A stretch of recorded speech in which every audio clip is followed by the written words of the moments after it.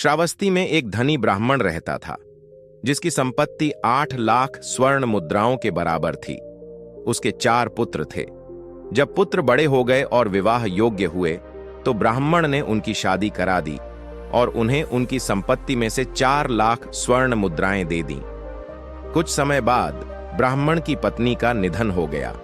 तब उसके पुत्रों ने विचार किया, यदि हमारे पिता दूसरी शादी कर लेते हैं तो हमारी संपत्ति बढ़ जाएगी, इसलिए हमें उन्हें अपने पास रखना चाहिए और उनकी सेवा करके उनका विश्वास जीतना चाहिए।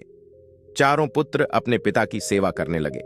वे उसे अच्छे भोजन, बढ़िया वस्त्र देते और उनके पैर दबाते। कुछ समय बाद उन्होंने कहा, पिताजी, जब तक आप जीवित हैं हम आपकी पूरी सेवा करेंगे, कृपया हमें शेष संपत्ति भी दे दीजिए। ब्राह्मण अपने पुत्रों पर विश्वास कर बैठा और अपनी शेष संपत्ति भी उन्हें सौंप दी। अब उसके पास केवल पहनने के वस्त्र रह गए। कुछ ही दिनों तक उसके पुत्रों ने उसकी सेवा की, फिर धीरे धीरे उनकी सेवा कम होती गई। एक दिन जब ब्राह्मण अपने सबसे बड़े पुत्र के घर गया, तो उसकी बहू ने व्यंग्य से कहा, क्या आपने अपने बड़े पुत्र को अधिक धन दिया था या फिर सभी पुत्रों को समान दिया था? फिर आप केवल हमारे ही घर क्यों आते हैं? यह सुनकर ब्राह्मण बहुत आहत हुआ और अपने दूसरे पुत्र के घर गया, लेकिन वहां भी वही व्यवहार मिला। इसी प्रकार जब उसने अपने तीसरे और चौथे पुत्र के घर जाने की कोशिश की, तो उन्होंने भी उसे ठुकरा दिया। अब वृद्ध ब्राह्मण के पास रहने के लिए कोई स्थान नहीं था।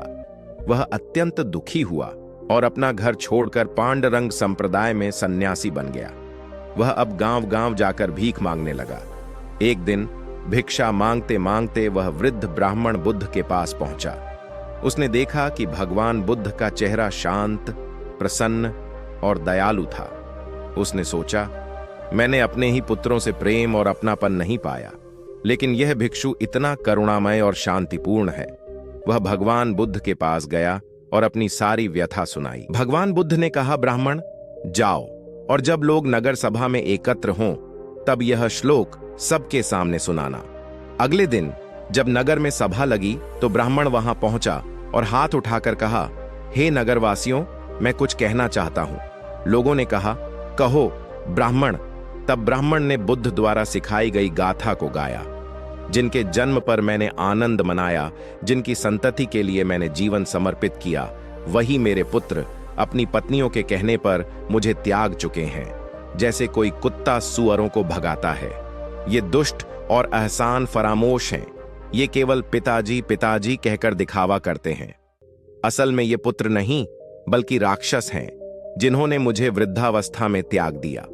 जिस तरह एक बूढ़ा और अयोग्य घोड़ा उपयोग में न आने पर छोड़ दिया जाता है, उसी तरह ये पुत्र भी मुझे वृद्धावस्था में भीख मांगने को मजबूर कर रहे हैं।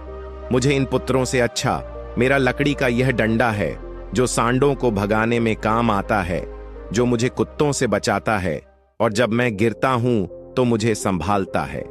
यह सुनकर नगर वासियों में हलचल मच गई। सभी ने ब्राह्मण के पुत्रों की कड़ी आलोचना की।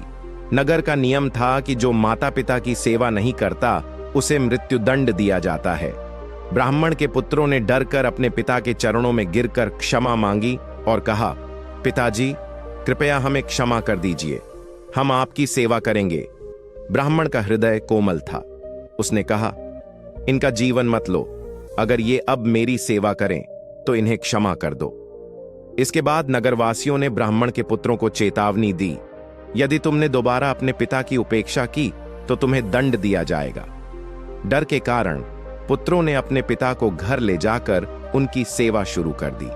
कुछ ही दिनों में वृद्ध ब्राह्मण फिर से स्वस्थ हो गया और पहले की तरह दिखने लगा। जब ब्राह्मण ने अपने स्वास्थ्य में सुधार देखा, तो उसने सोचा, यह सब मुझे भगवान बुद्ध के कारण मिला है। मुझे उन्हें कुछ दान देना चाहिए। वह 2 वस्त्र लेकर बुद्ध के पास गया और उन्हें अर्पित करते हुए बोला, भगवान, आप मेरे सच्चे गुरु हैं, कृपया यह भेंट स्वीकार करें। बुद्ध ने उसकी श्रद्धा को स्वीकार किया और उसे सत्य का उपदेश दिया। उपदेश के अंत में ब्राह्मण और उसके पुत्रों ने बुद्ध, धम्म और संघ में श्रद्धा ली। यह कथा हमें सिखाती है कि माता पिता की सेवा सबसे बड़ा धर्म है। धन के मोह में अंधे पुत्र अंततः अपने कर्तव्य को भूल जाते हैं। जो अपने माता पिता को त्यागता है उसे समाज से अपमान मिलता है। अगर आपको वीडियो पसंद आई हो तो वीडियो को लाइक करें और चैनल को सब्सक्राइब करें।